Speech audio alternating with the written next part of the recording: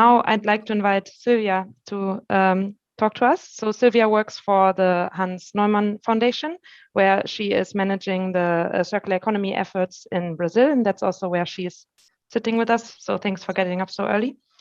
And she has gained a lot of expertise on Cascara and would like to share those insights with us. So what are the potentials and the barriers, and what are they currently looking into? Thanks for that, Silvia. Well, thank you, Christina. Well, as Christina has introduced me, I'm Silvia. I'm sitting here in Brazil.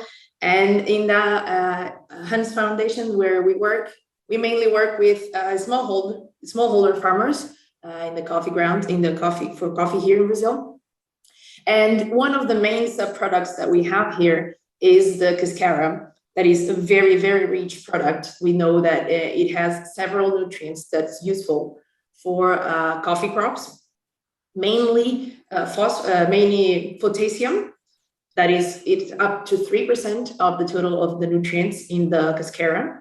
But we know that it has phosphorus, nitrogen, and a number of micronutrients in lower concentrations. But it is a very, very rich product that can be used as fertilizer for coffee.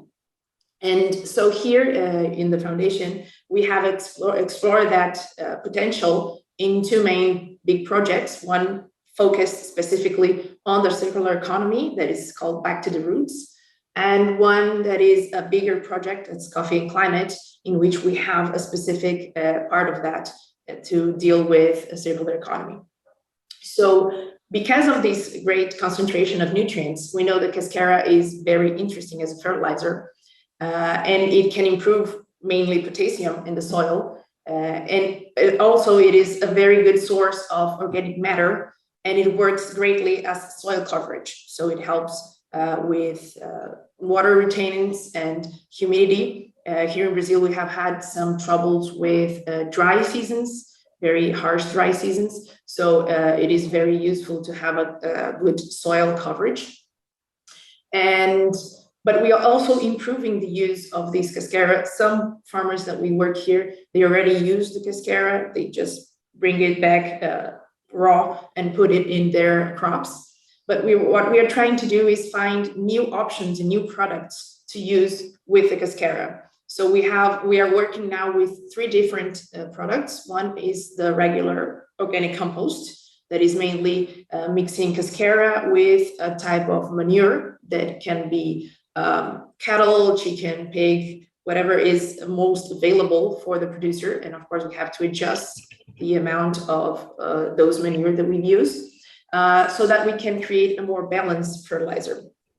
So we mix manure with the cascara, add some water, and we have to revolve it for about 3 and 4 months to have it ready to be applied. We are doing that mainly with a project Back to the Roots, to improve the mainly organic matter in the soil, and of course as a fertilizer to bring the potassium and nitrogen back to the soil.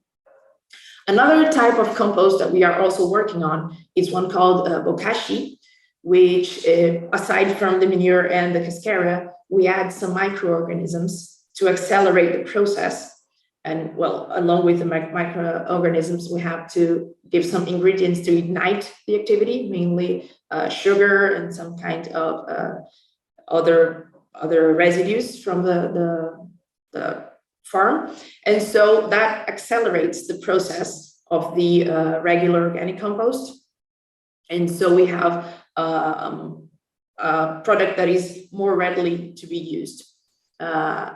Also, we have done that with Coffee and Climate. So Coffee and Climate is now in the third phase. We have developed that on the second and first phase, and we have some farmers that have had some really good results using bokashi. We have two mainly that have been using it for 8 years, and they have had amazing results. And like in their own words, they will not change it for any other fertilizer. And one that we are now trying to develop is still in the early stages, and we are trying to make it available for smallholders, is the production of biochar, which is the charcoal that is made from the pyrolysis.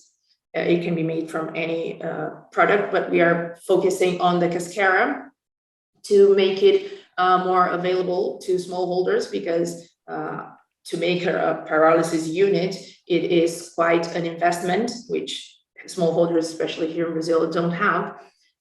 So we are developing easier ways of producing it in their farms.